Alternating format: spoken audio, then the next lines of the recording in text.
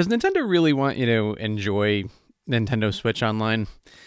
Nintendo Switch Online is frustratingly good. When it does one evil thing, it also does one really awesome thing, and it's kind of a lukewarm service. In my previous video, which you can watch up here, I detailed three kinds of people who enjoy NSO: nostalgics, pirates, and realists. And this video is a follow-up video after the Game Boy Advance system has been added to the service. So it's May 2023. In September last year, GoldenEye was announced, and we were all waiting for a few months, and we're like, all right, well, where is it? Then January comes along, and, well, oh, there it is, January 27th, let's go GoldenEye. And dads everywhere were really excited to show their kids, look, here's the first-person shooter that we all grew up with, let's go play. And then we actually picked up our Pro controllers, and we discover that the controls aren't modernized for whatever reason, at least on Nintendo.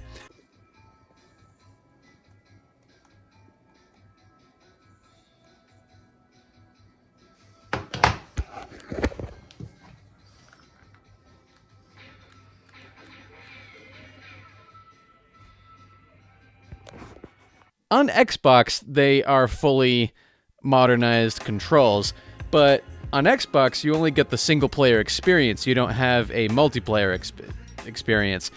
On Nintendo, you have multiplayer without the optimized controls for modern first-person shooters. So what's the deal with that? Oh, yeah. Nintendo wants you to buy their wireless Nintendo 64 controllers that are all sold out. But thanks to Wario64, he tweets out occasionally that they go on sale every once in a while. But here's the thing. Not all customers of Nintendo want the wireless N64 controller.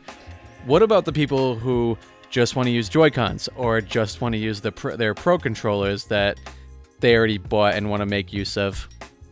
I get it, Nintendo. Like, you want to have everyone experience GoldenEye on the N64 controllers, but the controls are not good. They have not translated well from the 90s into the 20s.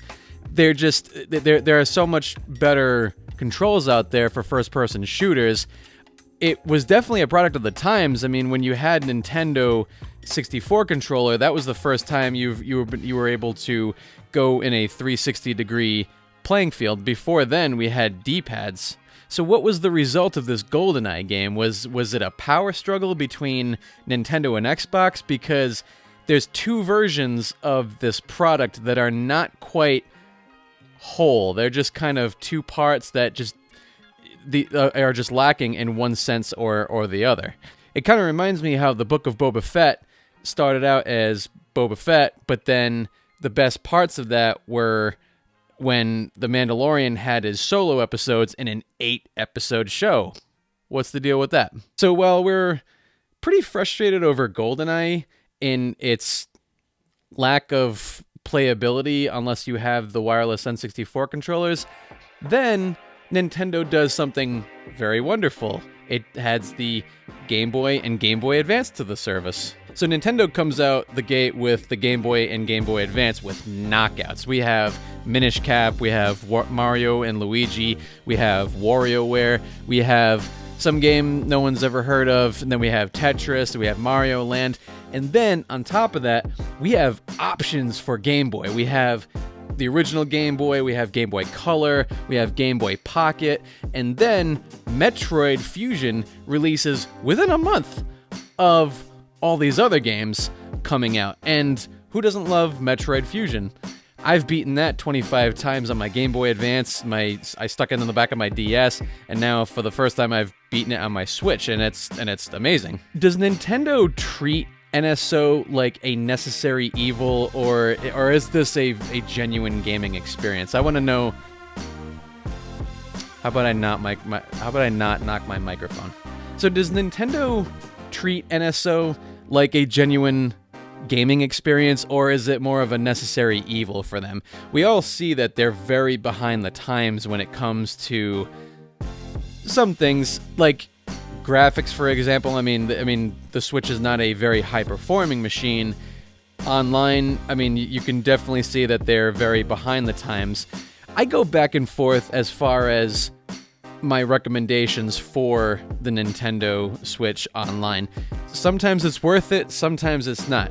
Sometimes it's worth it in the fact that, hey, there's a great library of stuff that you can dig your nostalgia hands into and just eat everything that's on that plate. But sometimes it's not worth it because at the rate we get new games,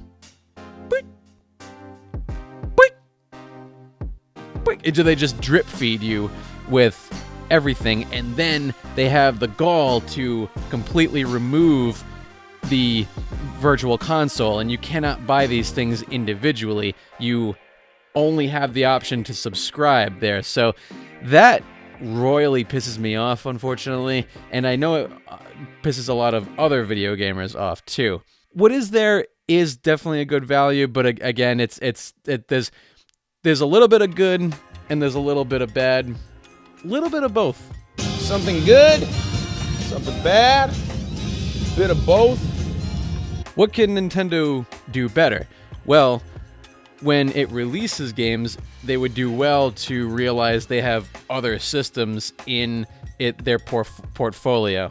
Nintendo Entertainment System, Super Nintendo, N64, Game Boy Advance. There's a spider.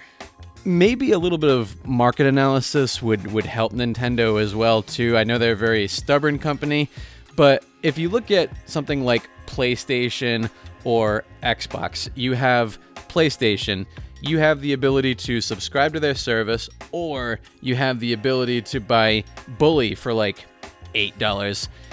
Xbox, you have the ability to stream like most of the current games that they have on Game Pass for a monthly fee, or you can buy their games digitally.